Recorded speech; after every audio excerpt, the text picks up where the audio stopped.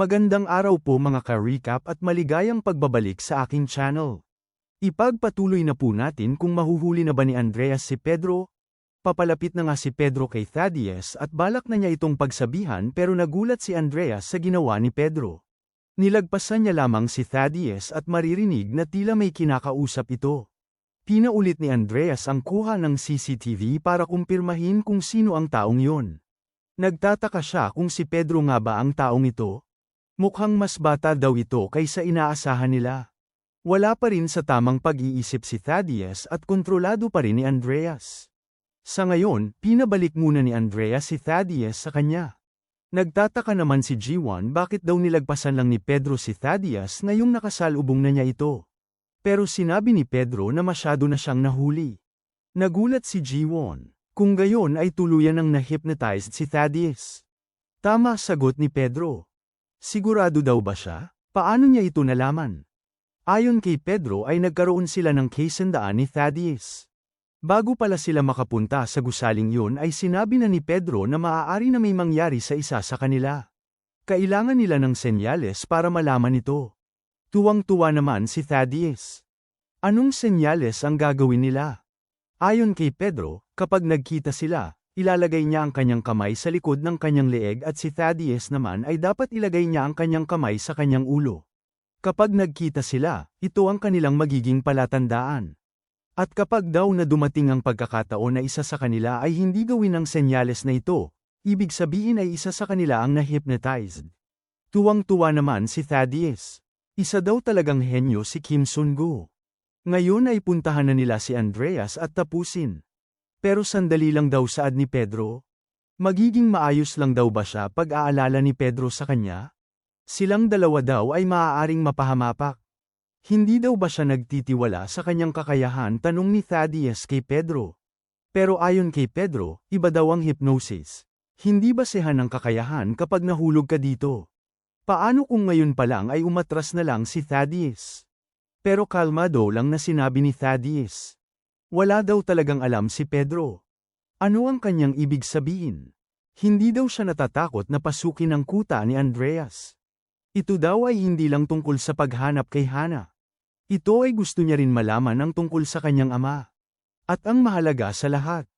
Isa sa mga dahilan kung bakit hindi siya nag-aalala dahil alam niya na kung may mangyari man sa kanya, nandyan naman si Kim Sun-gu. Kaya wala siyang dahilan para mangaba. Pumasok si Pedro sa isang bodega. Hindi daw niya maintindihan. Ginagamit ni Andreas ang pag-alaw ng kanyang kamay sa pagsigawa ng hypnosis.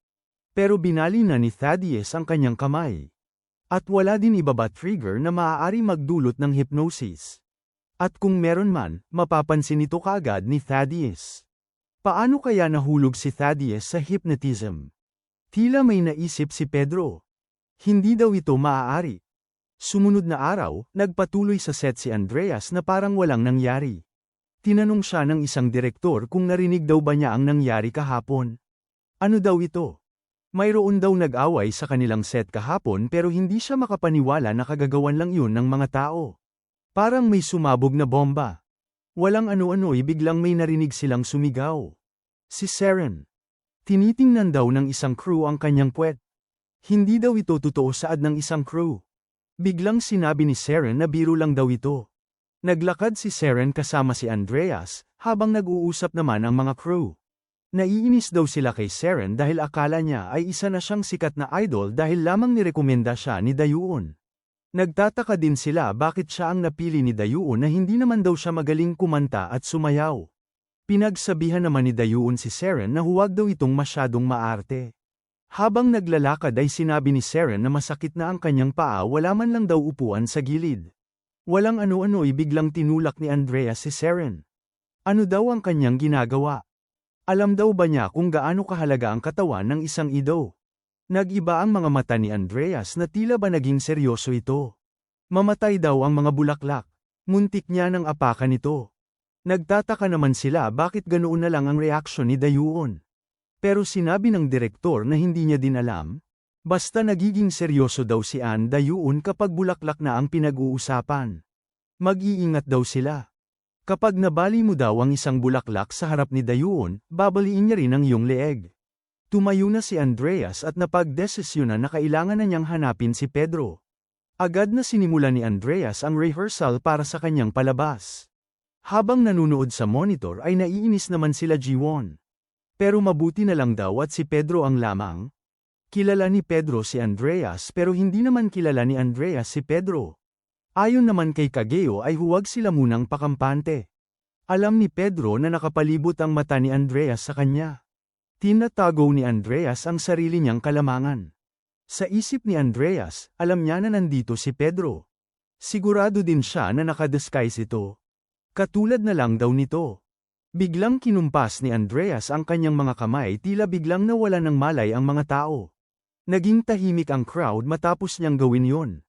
Mabilis na lang daw niya malalaman kung sino si Pedro sa kanila. Ngayon din ay sisimulan na niya. Simulan na nilang maglaro ng tago-taguan. Kahit sila Jiwon ay nagulat nang makita na mayroon palang kakayahan si Andreas na gawin ito. Sinusubukan nilang tawagan si Pedro pero hindi siya sumasagot.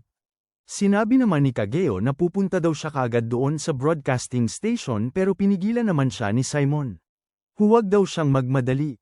May dahilan kung bakit sinabihan sila ni Pedro na huwag pumunta. Dahil sigurado siya na basta si Pedro, mayroon itong palaging plano. Nandoon nga si Pedro kasama ng ibang mga tao na napasailalim ng hypnosis.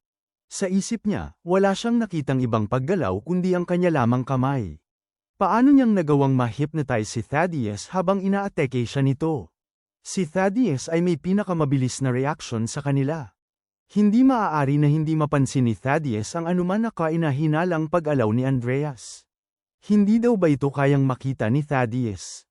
Hindi maaari. Ano kaya ang pinaplano ni Andreas? Bakit kailangan niyang i-hypnotize ang lahat na nasa loob ng rehearsal niya? Ano ang masamang intensyon niya? Sa isip ni Andreas, kung nandirito si Pedro, sigurado siyang makikilala niya ito kaagad. Sinabihan niya ang lahat may inihanda siyang regalo para sa kanilang lahat. Ito ang box na nasa tabi nila. Nagtataka si Pedro kung ano ang laman nito. Lahat siguro na kasama niya ay na-hypnotize na. Sigurado siya na ang nasa loob ng box na ito ay paraan para mahuli siya. Nanlaki ang mata ni Pedro nang makita niya ang laman ng box. Isang baril. Agad na inutos sa kanila ni Andreas na kunin ang baril sa box ng dahan-dahan. Mayroon daw isang bala sa loob ng baril na kanilang hawak. Itutok daw nila ang baril sa kanilang mga sarili at kalabitin ang gatilyo sa oras na magbigay siya ng utos. Sa isip ni Pedro ay baliw nga ang taong ito. Para naman kay Andreas, daan-daan mga tao ang mamamatay sa harap niya at ang matitirang nakatayo ay si Pedro. Kahit sila Jiwon, Simon, at Kageo ay nag-aalala na sa maaaring mangyari. Sa isip naman ni Pedro ay hindi nga nagbibiro si Andreas. Base sa bigat ng baril, mayroon ng laman ang baril na isang bala. Para kay Andreas, alam niya at sigurado siya na si Pedro ay isa sa mga tao sa harap niya. Hahayaan niya lang daw ba na mamatay ang mga taong ito? Ngayon din daw. Kalabitin na nila ang gatilyo. Nagkaroon ng sandaling katahimikan bago pa nila magawa ang ipinag-uutos ni Andreas. Habang si Andreas naman ay biglang napalingon na tila kinagulat niya. May tao sa likod niya. Akala niya ay si Pedro ito. Isang napakalakas na pagbagsak ang nangyari matapos tumalo ng taong yun sa kanyang kinakatayuan. Nagulat si Andreas sa kanyang nasaksihan. Hindi siya makapaniwala kung sino ang kanyang nakikita. Biglang nagsalita ang taong ito. Tinawag niya si Kim Sun-go. Kumusta naman daw ang kanyang pinakita at ang timing ng pagpasok niya.